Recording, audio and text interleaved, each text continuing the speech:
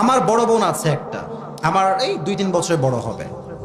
আমার বড় বোনের বিয়ে যখন হয়, আমি তখন অনেক ছোট ছিলাম, সত্য কথা, মানে অত বুঝতাম না। দেখবেন যে যুবকদের চাইতে মেয়েদের বিয়ে অল্প বয়সে হয় বেশি, ঠিক আছে কথা?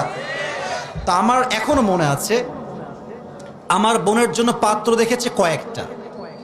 লাস্ট যেই পাত্র সবার মোটামুটি পছন্দ হয়েছে, আমার এখনো মনে আছে, আমাদের বাসায় 3টা রুম ছিল।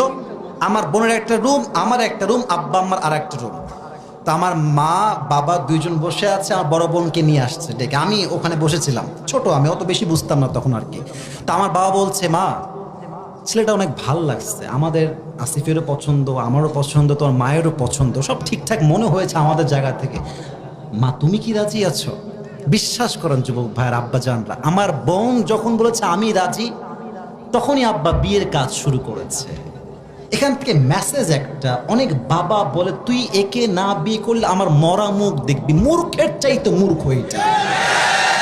আপনি মেয়েকে বলেন যে মা তোর কোন ছেলে পছন্দ, তুই বল আমাকে, ছেলের চাকরি নাই, জব নাই, আরে তোকে আমি পালবো।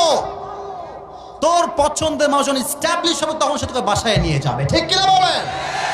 এই চিন্তা বাপের মাথায় ঢুকলে আল্লাহর কসম এই দেশের মাটিতে জিনার সংখ্যা কমবে, বিয়ের সংখ্যা বেড়ে যাবে।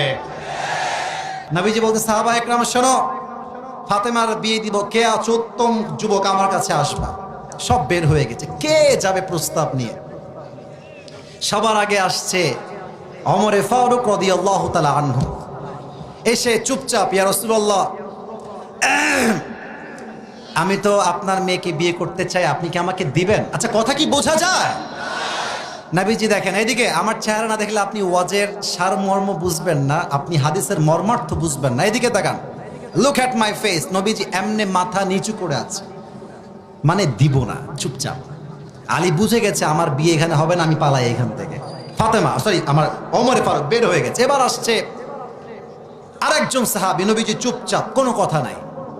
ওই সাহাবী বুঝে গেছে আমার বিয়ে প্রস্তাব রিজেক্ট, আমার দ্বারা হবে না। এবার 4 বন্ধু আছে, দেখবেন বন্ধুরা একসঙ্গে হইলে বদমাইশির শেষ নাই। কিছু বন্ধু আছে সত্যি 5 ওয়াক্ত নামাজ পড়ে, টুপি টুপি পড়ে, মেয়ে দেখবে না রাস্তাঘাটে, চুপচাপ এদিকে তাকায় আছে নিচের দিকে। বন্ধু এত লুচ্চা নাম্বার 1, তাকারে সুন্দরী রে, দেখ একবার। একজন যুবকের জন্য আরেক যুবকের চরিত্র নষ্ট হয়ে যায়। তো এবার 4 জন সাহাবী দাঁড়ায় আছে একসঙ্গে, এই যে এমনে, আমার ভাইরা যেমনে দাঁড়ায় আছে, বসে আছে এমনে। তো দেখেন একজন সাহাবী, সে হচ্ছে বিজনেস ম্যাগনেট, তার নাম হচ্ছে আব্দুর রহমান বিন আউফ। বলছে, আলী সবাই তো রিজেক্টেড, বন্ধু আমার একটা বিশ্বাস, তুমিই গেলে নবী তোমাকে ফিরায় দিবে না।